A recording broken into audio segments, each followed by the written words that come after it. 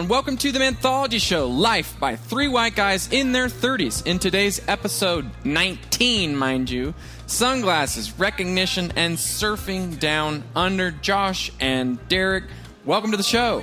Blake, we're just three lost souls swimming in a fish bowl.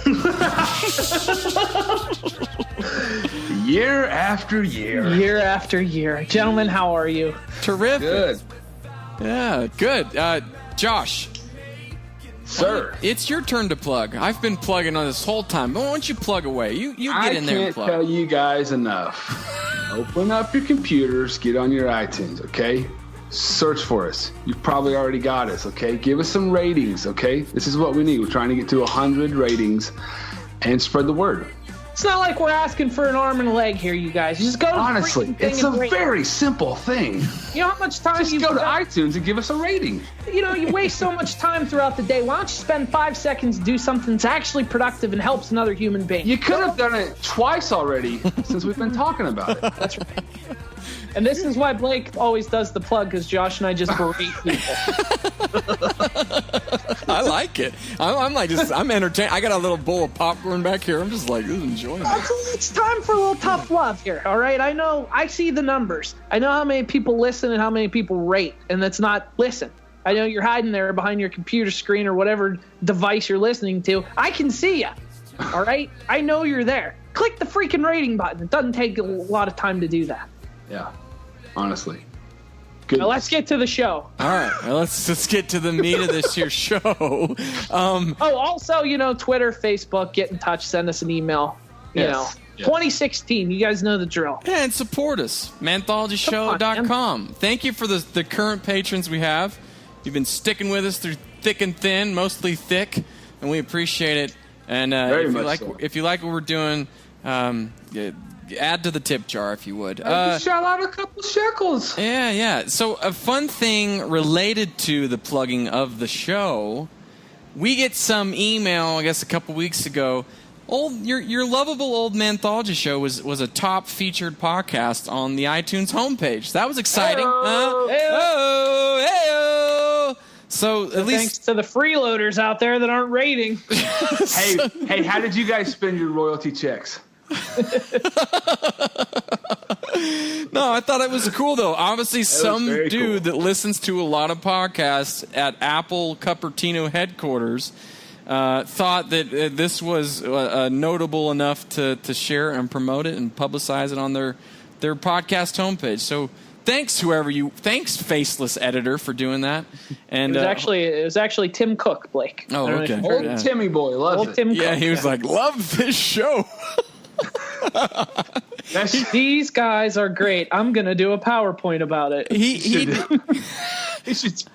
I think he was quoted as saying, "This podcast speaks to me," were his exact words. So works like magic. Yeah. So Manthology Show Tim Cook gave us the best 2-word review ever, which was "love it!" Exclamation by Tim Cook. I love that Apple makes us a featured show, and now we're just making fun of Apple's CEO for the last. Yeah, it's full circle. Full circle. Hey, it's tough love. Tough love is the theme of the show. We love you, Timmy. Yeah. Anyway, So enough patting ourselves on the back. We got a show here to record, and to start this episode, we want to go into something that I've become quite fond of this year, and Derek, it sounds, if I read this right, the headline is, "You just got a pair of aviator glasses." Well, I'm glad you segued from giving us a pat on our back to talking about how badass I look and giving me a pat on the back. There we go, yeah. I got some aviators because here's the thing. I figured I gotta look professional now. I got the big boy job. You're the face of the franchise. I'm the face that runs the place, gentlemen. Yeah. So I saw these aviators and I thought, now's the time for me. I think every man hits a point in his life where he either gets the aviators or he doesn't. And I didn't want to be the latter. I wanted to embrace what I've become. So I got the aviators, and I got to tell you, I look pretty badass. Are these official Ray-Ban aviators? Like, these were $5 at the local Target. Oh, okay. Oh, all right. I got you. All right. Well, they still look cool. Yeah. They look real cool. No one can see my eyes, which is cool. I feel like I'm some kind of a robot. Like, I feel like I'm RoboCop, Yeah. I'm looking. People don't know where I'm looking or where I'm going to strike next. But then it happens. That's thanks to the aviators. There he is. I've never worn a pair of aviators. I'm a Wayfarer guy myself. So, all right. What's the allure of are they just bigger? They got more coverage? Well, that's because you're a sissy, man. Blake. There's a lot bigger coverage in them, yeah. They're basically like the sunglasses that like cops would wear on cop shows in the 70s. They're just like huge mirrored glasses that are like unnecessarily large. They're called aviator. I don't know anything about them. They use them in planes because they cover better coverage, I thought. That's right. That's what freaking Top Gun used. That's right. I'm freaking Top Gun. I'm the Iceman, Blake. And guess what? I got news for you. The Iceman cometh when I come in the room with these glasses. I look like I'm serious business. Josh, what kind of glasses do you rock over there, Josh? So I recently just got into the Wayfarer glasses as well. But in the past, I have rocked the aviators as well. What about now? You used to be an Oakley Blade guy, didn't you? Well, we all did. We all used to rock the Oakley. 1990s, yeah, man. With the visor on. Oh yeah. What are you going through my yearbook? Yeah. No, but I've actually got out of the blue some companies sent me some sunglasses this year in the hopes that I'd write about them, and there's some really pretty cool ones that I got. I got these ones from Dragon Alliance. They're these floatable Wayfarer glasses, and I've taken them surfing, and it's great. They fall off, and they're just sitting there floating. Those were pretty cool. And then Oakley, I got some cool Oakleys, not the blades, but these regular, I don't know, kind of like cool looking, square looking things. So I'm like big on the sunglasses lately, and I'm glad you're rocking the aviators, Derek. You make me want to try a pair of those. Oh yeah, you got to put. I'll tell you, Blake, it'll change your life once you put on a pair of aviators. You'll feel like you're in charge, even if you're not. Now, what kind of sunglasses do you? Okay, a little confession. I got a big face and a big nose, and so I got to be really picky with the sunglasses I put on this mug. So my problem I have is oftentimes the sunglasses are just too tiny. And I look like that chick off Almost Famous on the cover, where they're just, my face is surrounding these tiny little spy speckles. It's not a good look, Blake. No, it's not. So yeah, what kind of? Do you guys have that same problem? I have what the doctors call a huge head. Okay. So my problem is that I'll put them on, and it's like the equivalent of fat guy in a little jacket. My head trying to fit into those. Yeah, and then just, stick out to the side. So I got to. Then they snap. The sheer girth of your head snaps. Yeah, and then I feel all fat, and I got to go try to lose some weight in my head. So yeah, I think they're kind of like jeans. Once you find something that works, you just should kind of ride that out for a while. Yeah. Yeah, I think that's why the Wayfarer is just. I've been wearing them for probably 5 years now. They're classic. Yeah, they are. Well, if you're looking for a larger pair of sunglasses, Blake, may I suggest the aviators? All right. They don't get any bigger. You got to send a picture. They are good. Yeah, they are good. Right. One time I was in a band, and we had to do a promotional photo shoot, and the night before, son of a gun, if I didn't get a black eye, that's a different story. And so I showed up the next day, and in order to cover them up, I had to wear a pair of aviators. That's a badass story.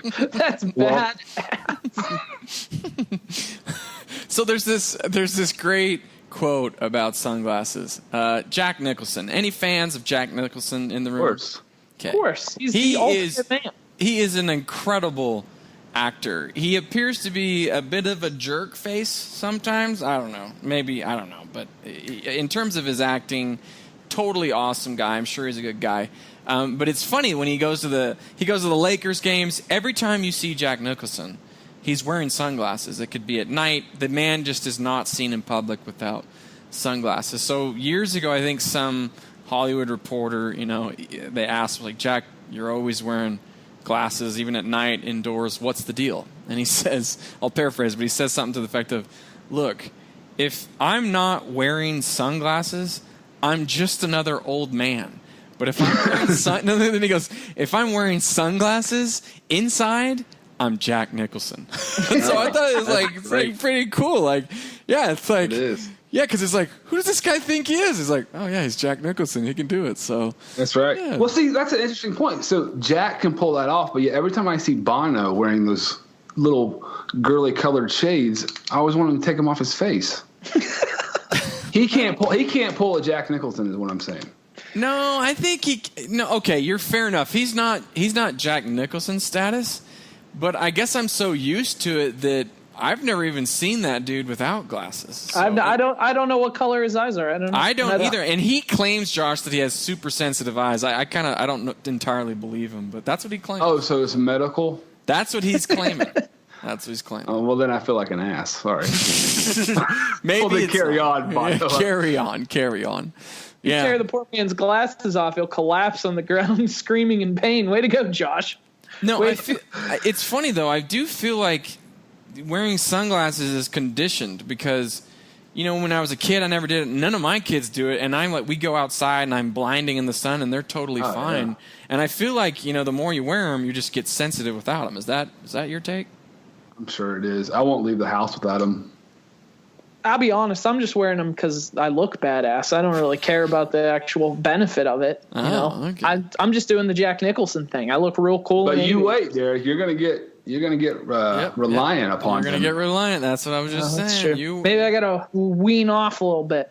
No, press in. dig deep.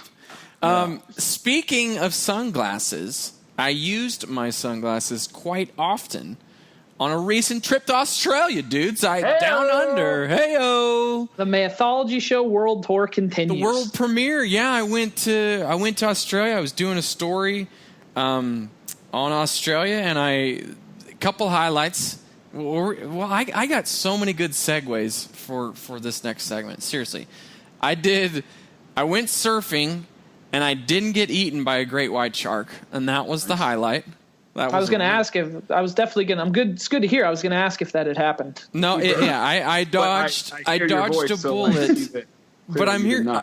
I'm here to tell you though. I understand why the Aussies risk the great whites because those waves are incredible. It was just had a blast on those waves. They're so easy to pop up on.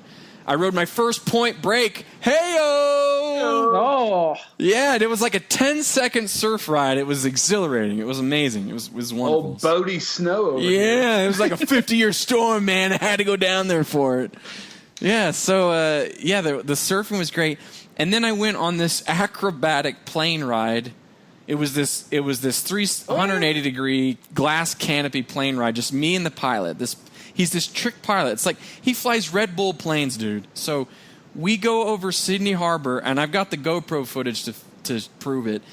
But he's doing barrel roll, loop-de-loops. He's doing inverted flying. He's doing stall dives where he kills the prop.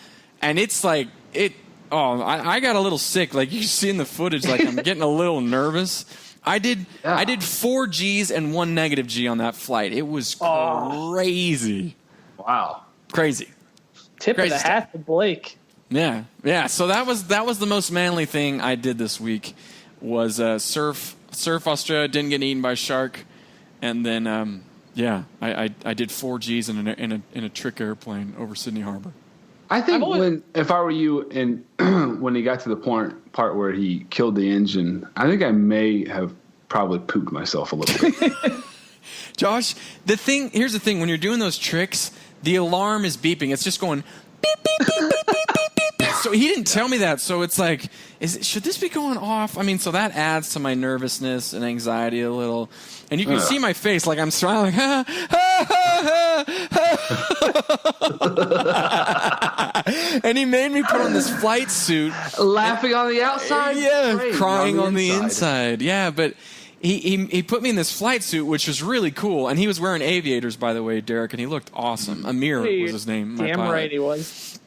So I'm in this flight suit. Part of the union rules. You have to wear aviators. Yeah. I think that is it's standard protocol. Yeah. Uh-huh. But, the sun was beating down in this glass canopy, so I'm, like, sweating. I'm getting nervous. The thing's going beep, beep, beep, beep, beep. I'm heading to the ocean with the prop just not even moving. It's pretty intimidating. But I will say this: everything on the surface about Australia is intimidating. There's so many animals there that can kill you, and it's just. I mean, obviously they're few and far between, but it's.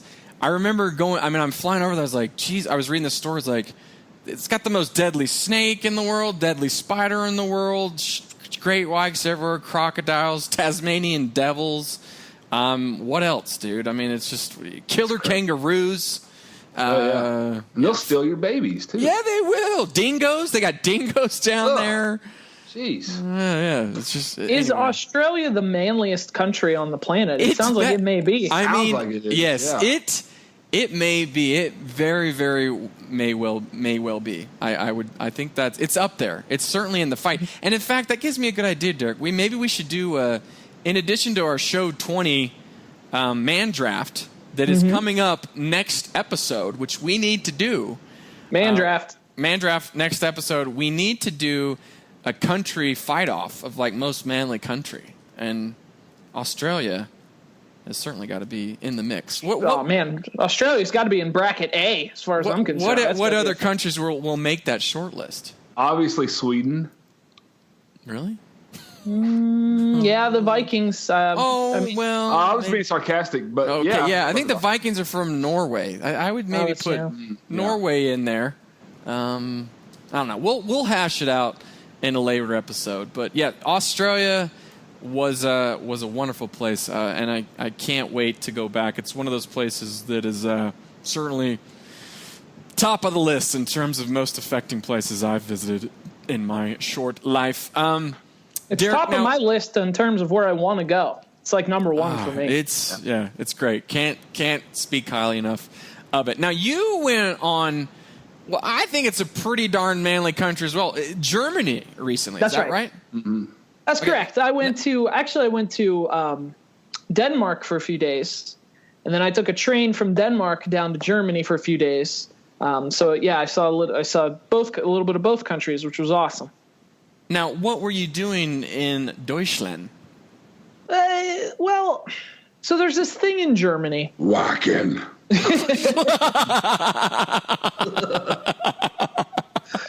Well played, Josh. Well played. There's a town in Germany called Wacken. And I say town, I hesitate to even use the word town. It's literally about 8 houses. That's a village. It's a small German farming village in the middle of nowhere in northern Germany. It's nowhere. But once a year for a weekend, it is populated by 80,000 people from all over the planet who come and camp in the fields of Wacken for the world's biggest heavy metal festival.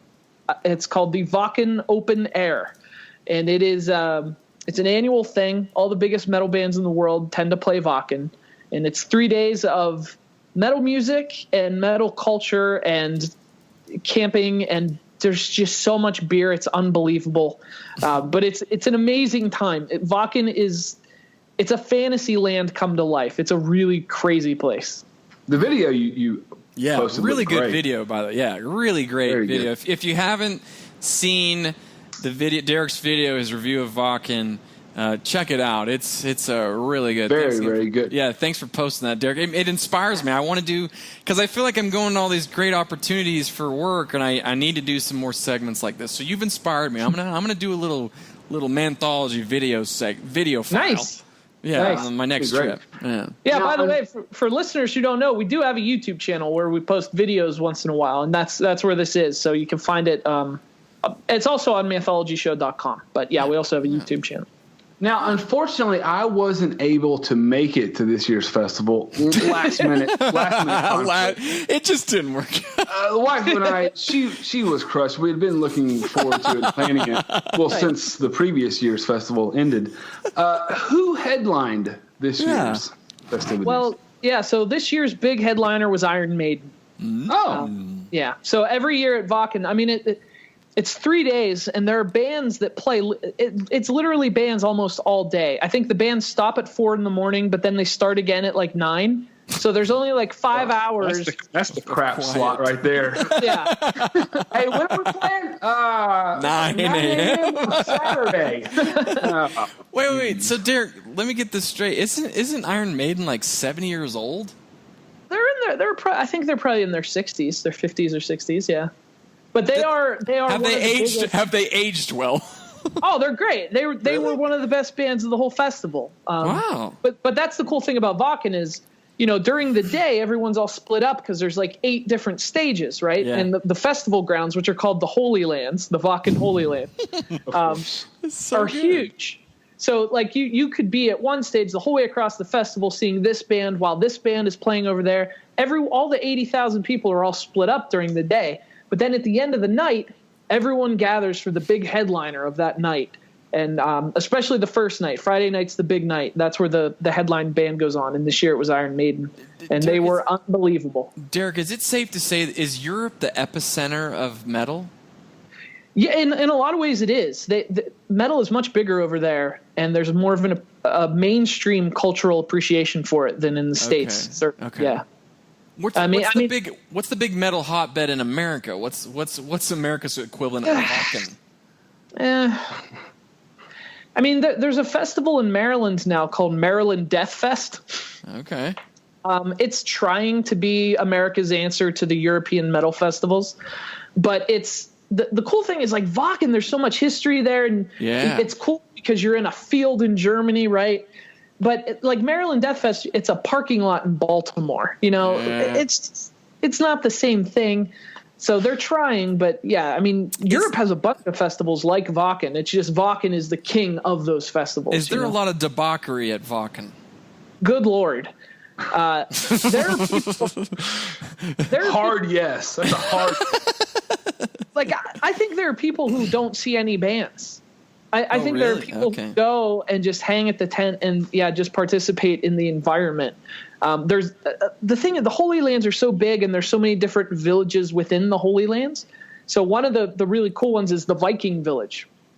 And this is a place where it's literally you walk in and it feels you filmed there, right? I think you filmed I did. There. Yeah. I did a little filming in the Viking village, but it feels like you're all of a sudden you went back in time a few centuries. There are like the food is like the way they cooked it hundreds of years ago. There's just pigs roasting on a fire. And there are people throwing hatchets. I actually got to shoot some bows and throw some axes and stuff. Okay, it's insane. Were there any of those dudes fighting with wooden swords that I see at my local park sometimes? Yes, there was the. What is that called? Oh, I can't remember what it's called. Virginity. Virginity. Oh gosh. I'm out. See ya. Yeah. No, there's a name for it, right? The wooden sword fighting dudes. I can't remember the name. It's called LARPing. LARPing. There you go, Josh. LARPing. So there was LARPing at Wacken. Oh, so much. And the thing is, it's hard to tell where the line. You know what they say? If you're not LARPing, you're not Varking. That's the festival's motto. It's hard to tell the line between who's dressing up and who just dresses like that. You know what I mean? Because there are people dressed like Vikings everywhere. There are people, they actually sell like knights armor, like the chain link armor and the broadswords and stuff at Wacken. You saw people wearing chainmail at Wacken. Yes. Okay. And then there was a whole section of people this year that were dressed like Mad Max, like post-apocalyptic. Oh, that's rad. Yeah, it was crazy. You had me there. And everyone's just eating meat and drinking beer and listening to metal. It's so manly and primal. It's just awesome. That does. That sounds like fun. Seriously, I'm not a huge metal fan. Again, we talked about this in the last show. I'll listen to it in aggressive doses, but that sounds like quite an entertaining show. Oh yeah, and this year they actually booked for some reason, and no one really understood why. They booked Foreigner. So Foreigner was at Wacken. Well, very early stuff. Now that is some very heavy. It's a little strange. Oh man. Well, that sounds fun, man. By the way, if any listeners out there have been to any cool concerts or cool travels or something you're really excited about that you feel is manly or not, I don't give a crap. Send us an email or tweet us. I want to hear about this experience, and we'll read it here in the show. If you got a cool experiences like Derek's Wacken experience, let us know. Yeah, Wacken. Gentlemen, we've reached the end of episode 19. Josh, you know what to do. Let's do it, guys. Visit ManthologyShow.com to become a patron and support the show. You can also follow us on Twitter at Manthology Show, or send us a good old-fashioned lovely email at men@manthologyshow.com. For my good friends and fellow hosts, Josh and Derek, I am Blake. Thank you so much for listening. We'll catch you next time, next week, same channel, here on the Manthology Show. Until then, thanks.